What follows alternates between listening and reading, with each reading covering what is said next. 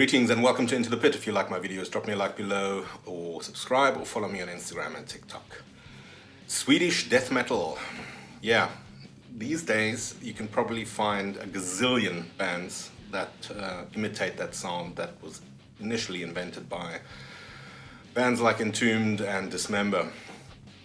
So much so that it's actually irritating, and I haven't enjoyed many albums that followed afterwards. You know, it was a short craze there in the 90s. But even up until recently, constantly you open a magazine and there's a new band and they say, well, Scandinavian sound, you know, the HM2 overdriven, scratchy Thomas Skogsberg guitar sound. And I just never could get into it. I was always more of a US death metal fan anyway. And bands like, if I had to choose from Scandinavia death metal, it was usually bands like Grave that I got into more.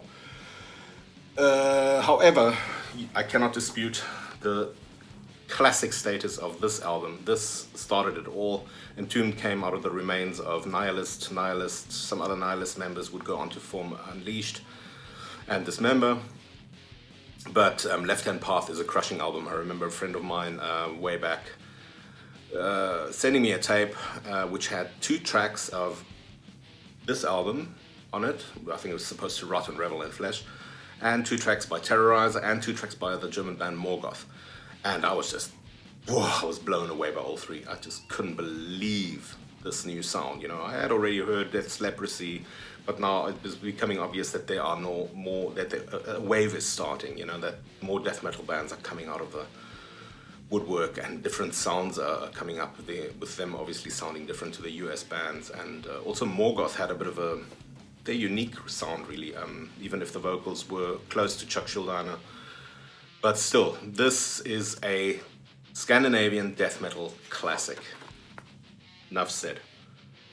And produced by Thomas Skogsberg in Sunlight Studio, December 1989. Cover art by the mighty Dan Seagrave. This is one of his classics.